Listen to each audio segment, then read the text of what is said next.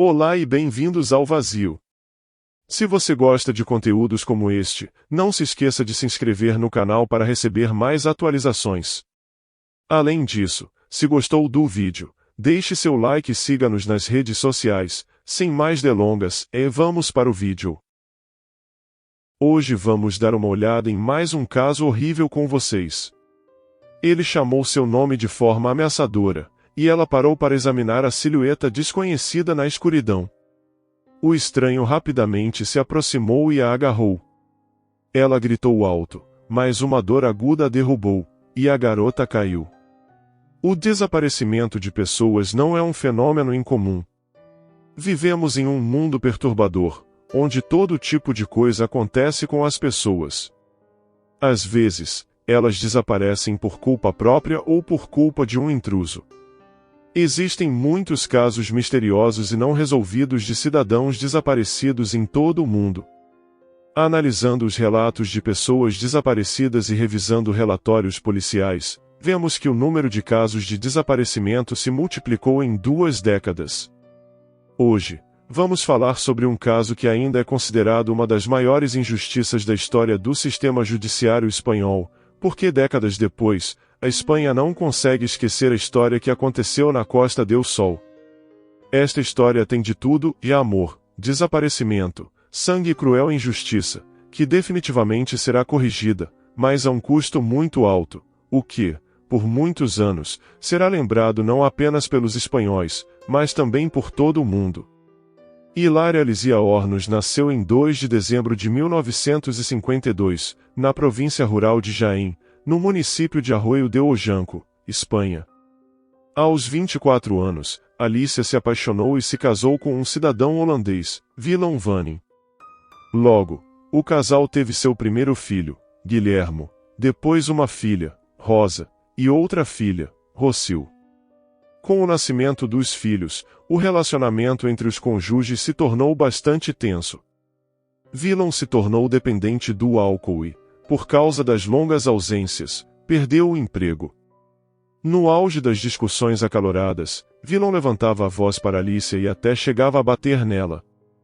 Para sustentar sua família, Alicia teve que aceitar um emprego como empregada em um hotel em Ibiza. Foi durante esse período difícil de sua vida que Alicia conheceu Dolores Vasquez, que era a diretora do hotel onde ela trabalhava. Maria Dolores Vasquez era filha de imigrantes da Galícia, Espanha, que se estabeleceram no Reino Unido. Ela tinha uma boa educação, era bem educada e uma conversa interessante. Uma forte amizade se desenvolveu entre as duas mulheres, que mais tarde evoluiu para um relacionamento amoroso. Um ano após o início do relacionamento com Dolores, Alicia ousou deixar seu marido e formalizou oficialmente o divórcio. Willem voltou para a Holanda, e Alicia foi morar com Dolores. Logo, as mulheres apaixonadas compraram uma nova casa em Málaga. Após o divórcio, Alicia recebeu a guarda total dos 3 filhos e os criou com Dolores. Após o divórcio dos pais em 1983, Rosil e sua irmã Rosa viam Dolores como uma segunda mãe e assinavam com orgulho Vasquez Hornos. Todos os 3 filhos de Alicia adoravam Dolores. Os 5 viviam em completo amor e compreensão, como uma verdadeira família. Em 1988, as mulheres decidiram romper seu relacionamento amoroso, mas continuaram a morar juntas como boas amigas até 1994. Após 11 anos juntas, elas finalmente se separaram, e Alicia começou a namorar outro homem, Juan Charo. Alicia se mudou para uma nova casa e mergulhou totalmente em um novo relacionamento romântico. A vida para ela estava cheia de novas cores e amor, porque os filhos cresceram, o amado homem estava sempre por perto, mas, em um determinado momento, o conto de fadas se transformou em um pesadelo. Na manhã de 10 de outubro de 1999, Alicia não encontrou sua filha Rosil em casa. No início, Alicia não se preocupou, acreditando que sua filha poderia ter passado a noite na casa do namorado ou de algum amigo, mas quando ela não voltou para casa mais tarde, Alicia ficou preocupada. A família entrou em contato com os amigos e o namorado de Rosil, na esperança de obter informações tranquilizadoras sobre o paradeiro de sua filha, mas ninguém a tinha visto no dia 9 de setembro. Rossio saiu de casa por volta das 17h30, depois de se despedir de sua mãe e da irmã mais velha, Rosa. Naquele dia, ela iria com seu namorado, Antônio, e seus amigos a uma feira em Fuengirola. A casa da garota ficava no bairro de Latalaia, muito perto da casa de Antônio. Rossio ficou na casa dele até às 22h30 e decidiu voltar para casa por um curto período para tomar banho e trocar de roupa antes de se encontrar com seu namorado e amigos na feira. Ela nunca chegou em casa. Embora Alicia já estivesse preocupada, ela decidiu dar um passeio com Juan para se acalmar, em vez de relatar imediatamente o desaparecimento de sua filha à polícia. Enquanto caminhavam pela rua, a mulher viu uma grande mancha de sangue na estrada, como se algum animal tivesse sido morto. Ela comentou com Juan sobre isso. No início, eles não deram muita atenção, mas quando se aproximaram, Alicia viu tênis com gotas de sangue. Eram os tênis de sua filha. Segundo o relato de Alicia Hornos, eu me aproximei e vi os tênis da minha filha. Eu disse, esses são os tênis de Rossio. E ele disse, de jeito nenhum. Eu disse, não, esses são os tênis da minha filha. Eu fiquei histérica. Eu disse, chame a polícia, esses são os tênis dela.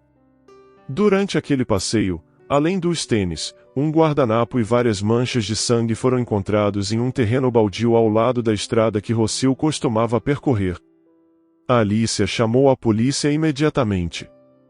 Um relatório de desaparecimento de uma garota foi registrado com uma descrição completa: cabelos longos, olhos castanhos, vestindo uma camiseta branca da Nike e calças roxas. Após o início oficial das atividades de busca, o investigador forense relatou a necessidade de realizar uma perícia no local do suposto crime para descobrir de quem era o sangue na estrada e nos tênis. Após examinar o local, as primeiras suposições foram a versão de um ataque ou briga em que alguém foi ferido. Mas, quanto mais os investigadores seguiam o rastro, mais encontravam manchas de sangue e até longas cadeias de manchas que pareciam marcas de arrasto. Isso significa que alguém estava se movendo muito rápido, talvez até correndo. Então, os rastros de sangue desapareceram, e a equipe de busca notou uma mancha muito grande, indicando uma perda significativa de sangue. Eles encontraram mais e mais pegadas sangrentas, semelhantes às marcas de arrasto de um corpo ensanguentado.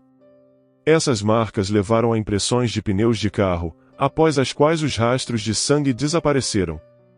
Um toco de cigarro, de uma marca que não era comum na Espanha, foi encontrado próximo às marcas de pneu. A perícia coletou todas as amostras que poderiam ajudar de alguma forma durante a investigação, e o DNA das amostras deveria ajudar a encontrar quem estava no local. Com base nesses dados, uma investigação minuciosa foi conduzida. Juntamente com a investigação e a identificação do sangue retirado das marcas encontradas, a busca pela garota continuou, mas os investigadores estavam quase certos de que Rossio Vanin havia sido assassinada. Afinal, o rastro de sangue começava na calçada e continuava até uma poça de sangue grande o suficiente para causar sua morte por perda de sangue volumétrica. Ao lado da poça, havia marcas de arrasto, e, cruzando essas marcas e o sangue, havia rastros de pneus deixados por um pequeno carro com um modelo de pneu descontinuado em 1993. Como as marcas de arrasto continuavam por uma área muito inclinada que dificultaria para uma pessoa arrastar o corpo sozinha, acreditava-se que o corpo foi arrastado por pelo menos 2 pessoas e depois deixado em uma área menos exposta do terreno baldio, antes de um veículo chegar para transportar o corpo. Mas a busca não parou. Voluntários vasculharam a área a pé, de motocicletas, subindo colinas. Todos queriam encontrar Rossio, mas, ao mesmo tempo, tinham medo de encontrá-la morta. Foi muito difícil para todos. Havia cartazes com a foto de Rossio por toda parte. Todos os canais de notícias relatavam sobre seu desaparecimento. A família cooperava ativamente com os jornalistas, porque, enquanto falassem de Rossio, ela não seria esquecida. Jornalistas de todos os canais de TV estavam de plantão na casa de Rossio Vanin. Todos queriam que a garota voltasse para casa, para encontrá-la. O tempo passou, mas a busca não produziu resultados. Poucos dias após o desaparecimento de Rossio, um taxista local apareceu na delegacia e disse que, na noite do incidente, por volta das 22 horas, ele desviou de um SUV que estava em alta velocidade na faixa contrária, na área onde os tênis da garota foram encontrados na calçada. Ele acrescentou que ouviu um grito agudo ao passar pelo veículo.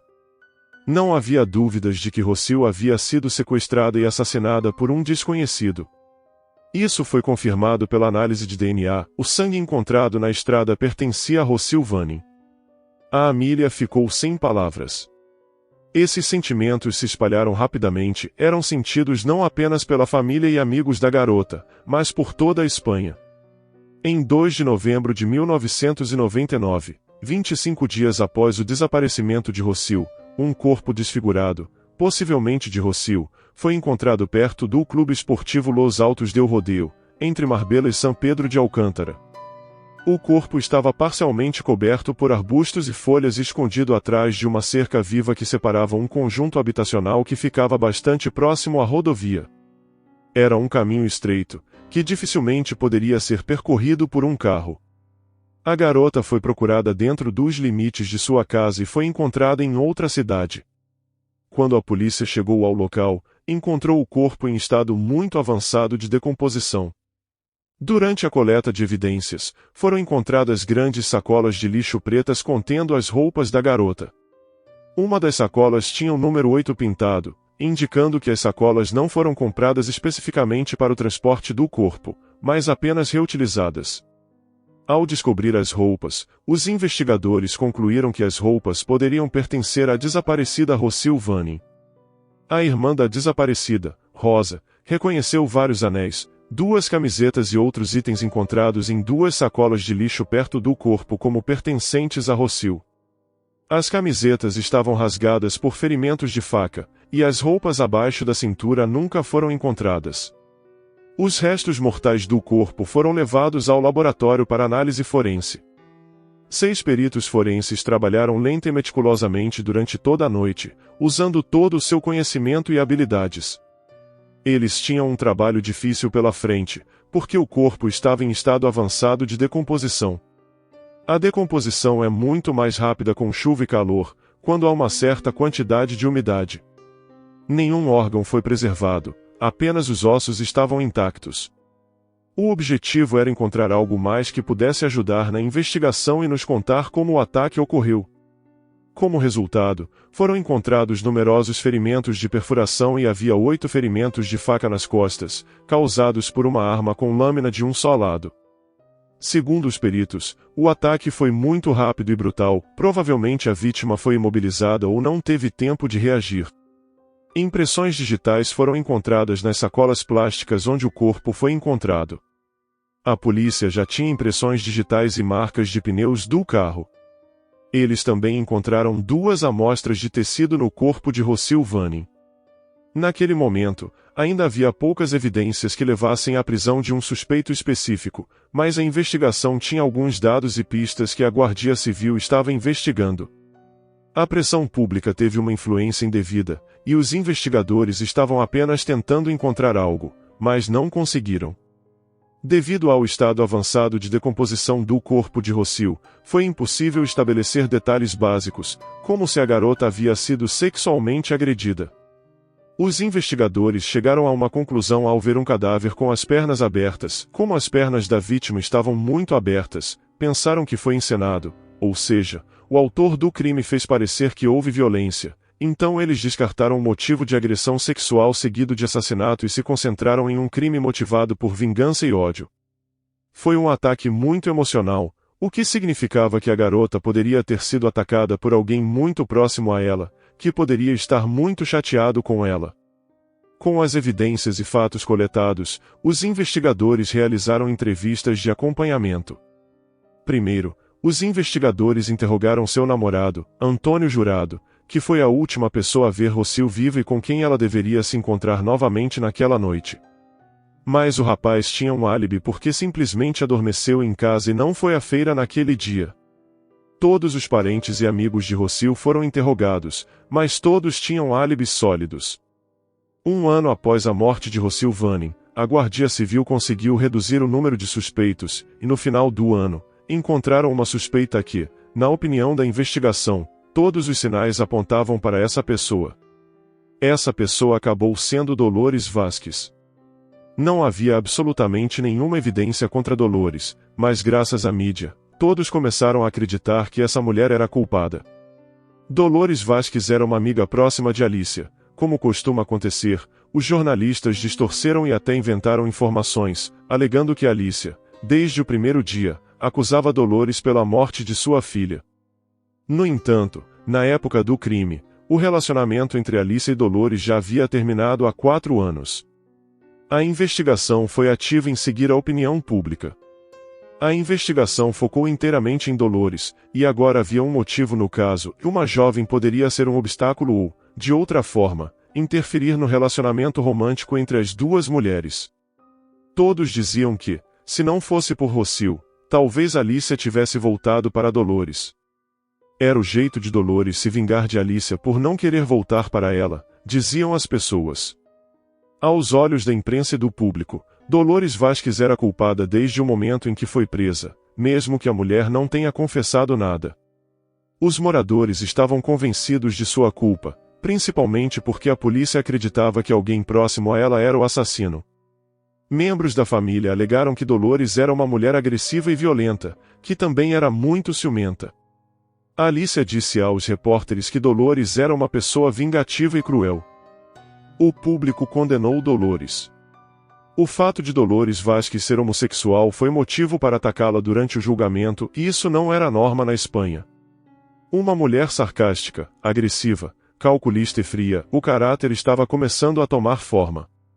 Uma mulher cruel e sem coração, uma mulher que esperou pacientemente por 4 anos, finalmente concebendo um plano de crime por ódio. A audiência vibrou, criando independentemente a imagem de uma vilã calculista. Para Dolores, o julgamento se transformou em um entretenimento, as pessoas assistiam ao julgamento apenas porque não tinham nada melhor para fazer.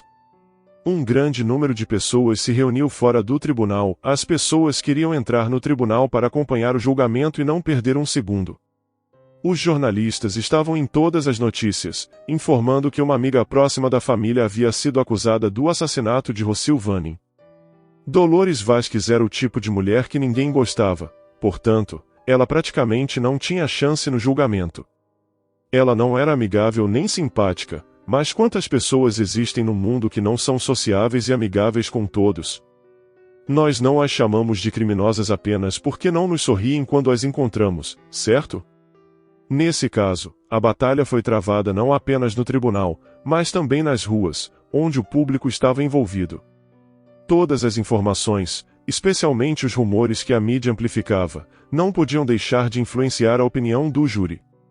Afinal, todos os canais de TV, quase todos os programas de TV, estavam dizendo que Dolores Vasquez era responsável pela morte de Rossio, além de toda a informação que os repórteres estavam distorcendo. Assim, uma mentira contada 1000 vezes se tornou verdade para Dolores. Na verdade, não havia absolutamente nenhuma evidência contra Dolores Vasquez, mas aparentemente a justiça apenas decidiu que alguém deveria estar na prisão por isso e escolheu uma vítima que tinha um álibi duvidoso, além de um monte de defeitos que automaticamente a tornavam um bode expiatório.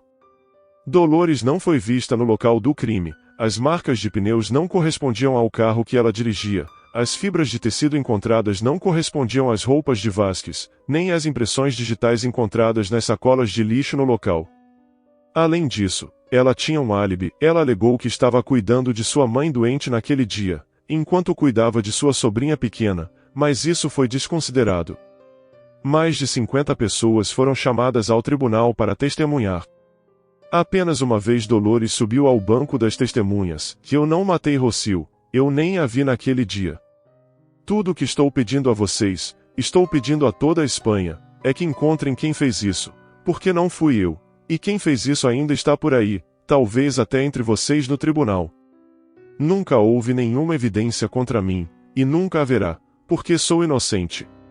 A Espanha tem um sistema judicial muito fraco, que muitas vezes ultrapassa a lei. Os promotores e juízes investigativos espanhóis estão prontos para ultrapassar a lei e o destino humano para provar suas teorias. Diz respeito absoluto pela lei. Não havia evidências físicas, então o relatório da Guardia Civil descreveu apenas as evidências circunstanciais que apontavam para Dolores Vázquez e a perfilou psicologicamente. A maioria do júri considerou a ré Dolores Vázquez culpada de assassinato. Ela foi condenada a uma pena de 16 anos de prisão. O público se regozijou. O funeral de Rocío foi muito bem frequentado, jornalistas estavam constantemente filmando, apesar da dor dos outros. Naquele momento, todos os parentes de Rocío e todas as pessoas da cidade viviam com medo. Esse medo alimentava os muitos programas de televisão que cobriam os detalhes do caso. Após a prisão de Dolores, a família da vítima foi de um programa de televisão para outro, desenterrando histórias antigas que confirmavam o caráter frio, antipático, exigente e cruel de Vázquez. Levou anos e outro crime semelhante para que ficasse claro que Rocío Vanim não era, de forma alguma, como o público e a imprensa haviam fantasiado. Na manhã de 15 de agosto de 2003, os pais da jovem de 17 anos, Sônia Carabantes, relataram o desaparecimento de sua filha à polícia. Eles já haviam ligado para as amigas dela, mas elas disseram que haviam a acompanhado até a porta de sua casa, mas Sônia não estava em casa. Na rua, a 3 portas de distância de sua casa, bem ao lado de uma árvore, seus pais encontraram seus sapatos, bolsa e telefone. Havia manchas de sangue nos carros estacionados por perto. Parece familiar? Mas se a suspeita está presa há quase 1 ano e meio, a polícia cometeu um erro e tem uma pessoa inocente presa? As autoridades imediatamente começaram a procurar e investigar a coincidência. O tempo passou e o desespero dominava cada vez mais a família. Houve buscas no bairro, mas as manchas de sangue nas roupas de Sônia não deixaram esperança para um desfecho favorável. Uma das principais evidências no caso de Sônia foi o farol de um carro. Os oficiais da Guardia Civil fizeram consultas em todas as oficinas de reparo de carros em busca de um carro com um farol quebrado que correspondesse à descrição. Havia várias teorias diferentes sobre o ataque, entre elas, correntes de estupro e outros crimes semelhantes ao desaparecimento da garota em Mataró. Mas o fato importante permanecia, Rocío e Sônia desapareceram durante a feira. Todos os funcionários da feira que trabalharam em Mataró e Coim foram verificados. Assim como no caso de Rocío, cartazes com a imagem de Sônia foram colocados em toda parte. Muitas pessoas estavam envolvidas na busca por ela, ajudando ativamente a polícia, não apenas doando seu tempo, mas também fornecendo qualquer assistência necessária para a busca. Além dessas buscas, a Guardia Civil também continuou sua investigação. O principal objetivo era encontrar a garota viva, mas no 5º dia após seu desaparecimento, com a ajuda de cães farejadores, o corpo de Sônia foi encontrado perto de Coim. Foi encontrado em um riacho, sob uma pilha de pedras. Havia chovido muito na noite anterior, lavando qualquer vestígio que pudesse ter ajudado a polícia a localizar o culpado. No dia do desaparecimento, Sônia estava em uma feira em Coim. Ela se despediu de amigos perto de sua casa, foi lá que ela foi atacada. O perpetrador a atingiu várias vezes, o que fez Sônia ficar parcialmente inconsciente e incapaz de reagir, pois o ataque foi súbito e violento. O perpetrador então a levou em um carro para um local remoto, longe de sua casa. Ferimentos internos e externos foram infligidos, e a garota foi estrangulada, o que causou a morte. Devido ao fato de que Sônia foi encontrada muito rapidamente, foi possível coletar todas as evidências e analisar os resultados do exame forense. O coronel Paco Gabela relatou que evidências importantes foram realmente encontradas no corpo de Sônia Carabantes. O material biológico foi analisado e depois inserido no banco de dados criminal de DNA da polícia, onde as correspondências tão esperadas foram obtidas com o material genético encontrado no toco de cigarro que foi encontrado na cena do crime no caso de Rocío Vanim. Quando as 2 amostras de DNA foram comparadas, descobriu-se que eram idênticas. O homem que matou Rocío em 1999 e o homem que atacou Sônia eram a mesma pessoa. A notícia foi incrível. Dolores Vázquez, que havia sido condenada, sem exagero, por toda a Espanha, acabou sendo inocente, enquanto o verdadeiro culpado estava livre e tirou a vida de outra jovem. O quebra-cabeça se completou e um toco de cigarro de marca inglesa e partículas de pele sob as unhas da vítima.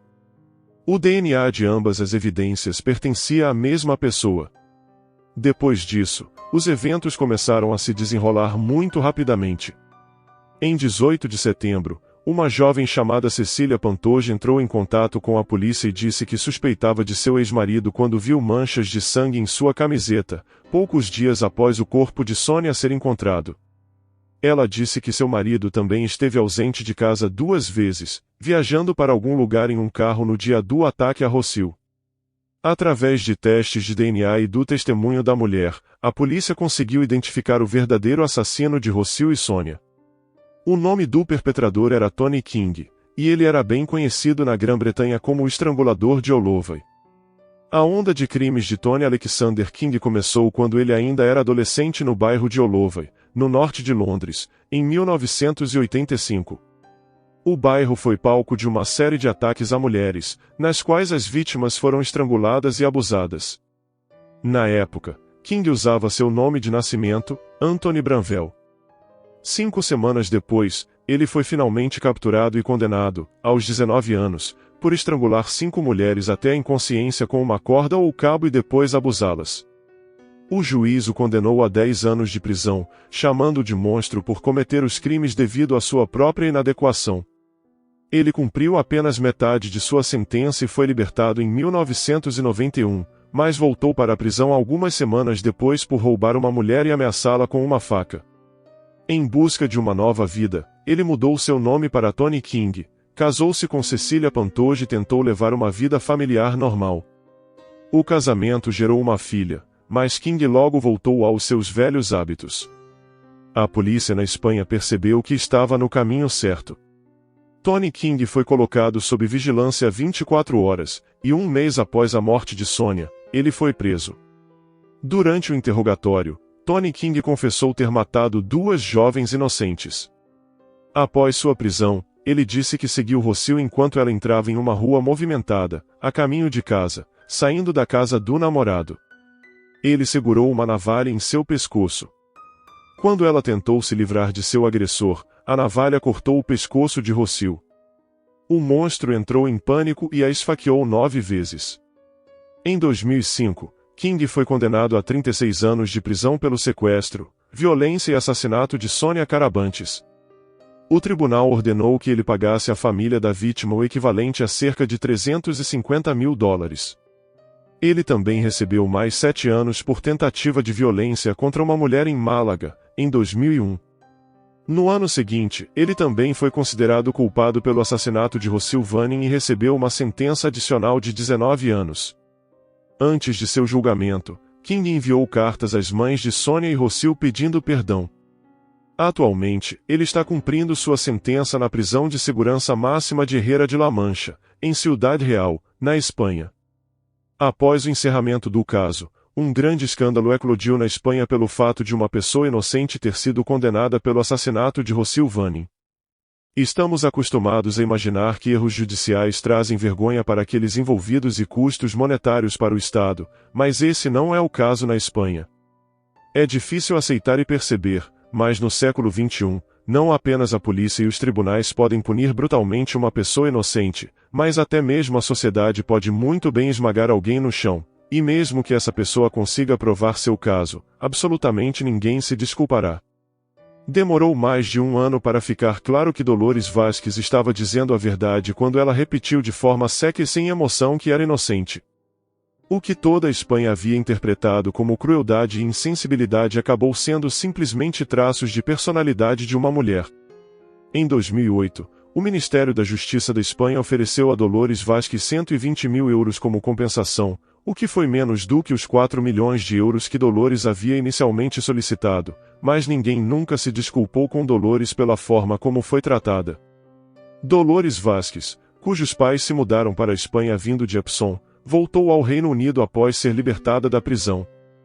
Mais de 20 anos se passaram, mas Dolores ainda não recebeu um pedido de desculpas pela maneira como foi tratada, nem recebeu qualquer compensação desde o fechamento do caso. Em 2014, ela estava trabalhando para uma empresa de transporte no leste de Londres e passou por uma avaliação psicológica após seu calvário. Recentemente, ela disse que ainda está esperando por um pedido de desculpas após anos de ansiedade, quando achava difícil conversar com as pessoas e encontrar trabalho. Pelos anos de medo e humilhação que ela viveu, o caso de prisão de Dolores Vázquez é considerado um dos maiores erros judiciais da história do sistema judiciário da Espanha desde 1910. Os criminosos facilmente se safam, mesmo que sejam estúpidos o suficiente para deixar seu DNA para trás, simplesmente porque cruzam a fronteira do país. A polícia se apressa em colocar o caso em cima de pelo menos uma pessoa, sem se aprofundar nos detalhes. A imprensa exagera os escândalos e cava a sujeira não apenas dos perpetradores, mas também das vítimas. A sociedade rótula facilmente considera normal colocar alguém na prisão apenas porque não gosta dessa pessoa. Se você gostou do vídeo, deixe seu like e siga-nos nas redes sociais para não perder nenhuma novidade. Se ainda deseja ver mais desse tipo de conteúdo, clique nos vídeos que estão aparecendo na tela. Obrigado por assistir e até o próximo vídeo.